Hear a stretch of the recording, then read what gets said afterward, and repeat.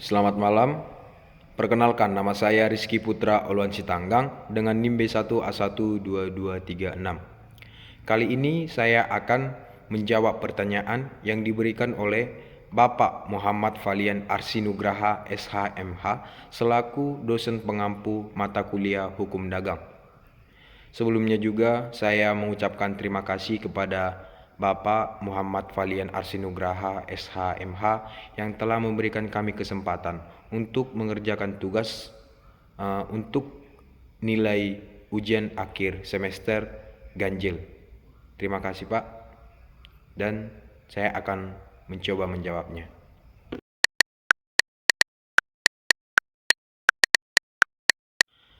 Hukum dagang adalah cabang hukum yang mengatur hubungan hukum yang timbul dari kegiatan perdagangan. Dasar hukum utamanya dapat ditemukan dalam KUHD atau Kitab Undang-Undang Hukum Dagang di Indonesia. Contoh dari hukum dagang adalah peraturan mengenai perjanjian dagang, hukum surat berharga, dan perseroan terbatas. Sementara itu, hukum perdata mencakup norma hukum yang mengatur hubungan antara individu atau entitas hukum dalam kehidupan sehari-hari di luar aspek perdagangan. Dasar hukumnya terdapat dalam KUH Perdata atau Kitab Undang-Undang Hukum Perdata di Indonesia. Contoh dari hukum perdata melibatkan perjanjian perorangan, tanggung jawab ganti rugi, dan hak milik. Perbedaan utama antara keduanya terletak pada lingkupnya.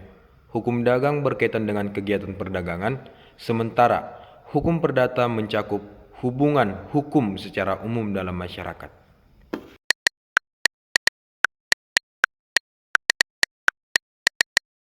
Firma adalah suatu bentuk badan usaha yang umumnya berbentuk persekutuan dan biasanya ditemukan dalam bidang perdagangan. Dasar hukumnya dapat ditemukan dalam KUHD atau Kitab Undang-Undang Hukum Dagang di Indonesia. Contoh firma adalah kemitraan antara dua atau lebih orang untuk menjalankan usaha perdagangan bersama dengan tanggung jawab yang tidak terbatas. Perbedaan antara firma dan CV atau commanditaire vennootschap terletak pada tingkat tanggung jawab para anggota. Dalam firma, semua anggota bertanggung jawab secara penuh dan tidak terbatas terhadap hutang perusahaan. Sementara CV merupakan bentuk kemitraan yang terdiri atas sekurang-kurangnya dua jenis mitra. Komanditer yang bertanggung jawab terbatas dan komanditer yang bertanggung jawab penuh. Komanditer yang bertanggung jawab penuh bertanggung jawab sepenuhnya atas hutang perusahaan. Sedangkan komanditer yang bertanggung jawab terbatas hanya bertanggung jawab sebatas sumbangan modalnya. Dengan demikian, perbedaan utama antara firma dan CV adalah tingkat tanggung jawab para anggotanya terhadap hutang perusahaan. Dasar hukum untuk firma dapat ditemukan dalam Kitab Undang-Undang Hukum Perdata atau KUHD di Indonesia, khususnya dalam bagian yang mengatur tentang persekutuan firma. Pasal-pasal yang berkaitan dengan firma terdapat dalam bab 3 KUHD, yaitu pasal 374 hingga pasal 410. Sedangkan dasar hukum untuk CV terdapat dalam pasal 1628 hingga pasal 1655 Kitab Undang-Undang Hukum Perdata atau KUH Perdata di Indonesia. CV diatur dalam bagian yang membahas mengenai perjanjian dan perikatan. Kedua bentuk badan usaha ini memiliki dasar hukum yang mengatur hak, kewajiban, dan tanggung jawab anggotanya, baik dalam aspek firma di KUHD maupun CV di KUH Perdata.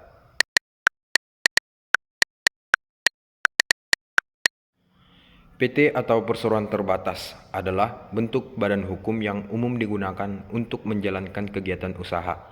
Dasar hukum PT terletak pada Undang-Undang Nomor 40 Tahun 2007 tentang perseroan terbatas. PT memiliki modal yang terbagi dalam saham dan tanggung jawab pemegang saham terbatas pada besaran modal yang mereka miliki. Perbedaan secara hukum antara PT Persero dan PT Persero Tbk terletak pada kepemilikan modal dan sifat saham. Perseroan terbatas atau PT, pemiliknya adalah pihak swasta atau badan hukum swasta, dan sahamnya dapat dimiliki oleh masyarakat umum. Dan juga pemiliknya adalah negara atau pemerintah daerah.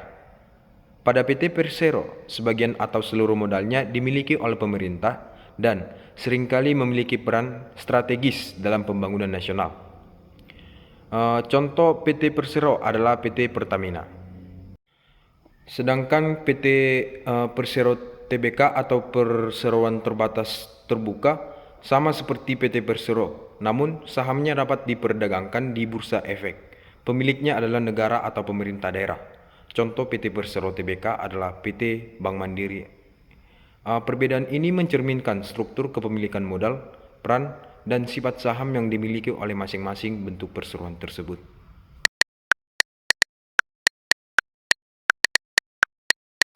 Pailit adalah kondisi di mana seorang debitor atau badan usaha tidak mampu membayar utang-utangnya dan dinyatakan secara hukum tidak solven. Proses pailit diatur dalam Undang-Undang Nomor 37 Tahun 2004 tentang kepailitan dan penundaan kewajiban pembayaran utang. Otoritas yang berwenang menentukan pailit adalah Pengadilan Niaga. Pihak yang berhak mengajukan permohonan ke pengadilan untuk menyatakan pailit bisa berasal dari kreditur atau debitor sendiri. Proses ini melibatkan persidangan di pengadilan, dan apabila pengadilan menyatakan pailit, maka diberlakukan penjualan kekayaan debitor untuk membayar kreditur. Konsekuensi hukum dari seseorang atau subjek hukum yang dinyatakan pailit antara lain. Yang pertama, pengelolaan oleh kurator. Setelah pailit, pengadilan akan menunjuk kurator yang bertanggung jawab untuk mengelola kekayaan debitor dan mengatur pembayaran kepada kreditur. Dan yang kedua, larangan menguasai harta. Pailit membawa dampak larangan bagi debitor untuk menguasai dan mengalihkan harta kekayaannya tanpa persetujuan kurator. Dan yang ketiga, penutupan usaha. Pailit seringkali mengakibatkan penutupan usaha debitor, terutama jika tidak ada kemampuan untuk melanjutkan kegiatan usaha. Contoh pailit dapat terjadi pada perusahaan yang mengalami kesulitan keuangan serius sehingga tidak dapat memenuhi kewajiban hutangnya dan akhirnya dinyatakan pailit melalui proses hukum.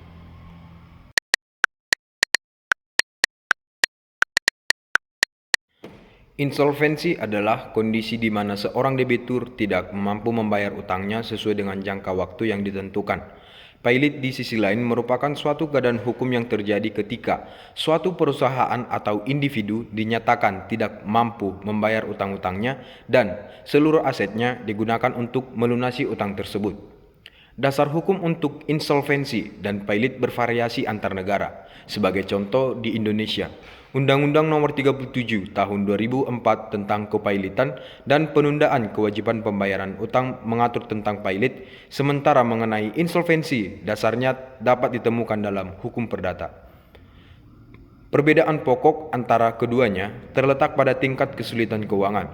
Insolvensi merujuk pada ketidakmampuan membayar utang, sedangkan pailit menyiratkan kegagalan total dalam membayar utang yang mengakibatkan penyitaan aset atau dilikuidasi.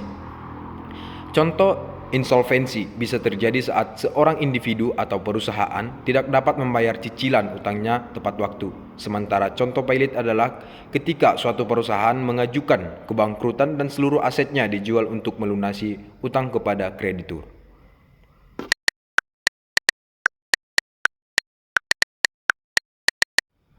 Prinsip tanggung jawab berdasarkan unsur kesalahan atau fault liability. Dasar hukum prinsip ini mengandalkan adanya kesalahan atau kelalaian sebagian dasar untuk menentukan tanggung jawab. Dalam konteks hukum dagang, unsur kesalahan ini dapat ditemukan dalam pelanggaran kontrak atau wan prestasi. Contoh, jika pihak yang terlibat dalam suatu transaksi dagang tidak memenuhi kewajibannya sesuai dengan perjanjian, maka tanggung jawabnya timbul karena adanya kesalahan atau pelanggaran kontrak. Yang kedua itu prinsip tanggung jawab berdasarkan praduga atau presumption of liability. Dasar hukum prinsip ini berfokus pada asumsi tanggung jawab tanpa memerlukan bukti kesalahan.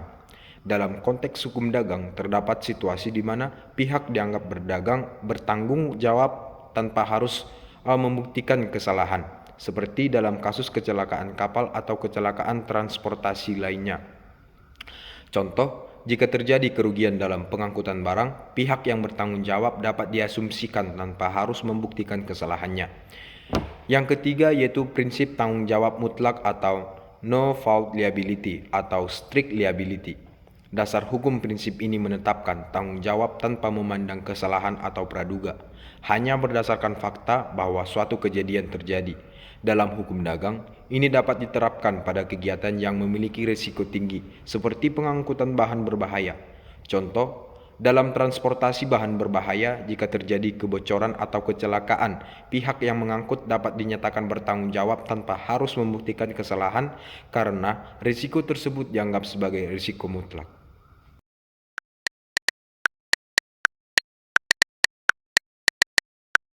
Perikatan dalam hukum perdata adalah ikatan hukum antara dua pihak atau lebih yang melahirkan hak dan kewajiban.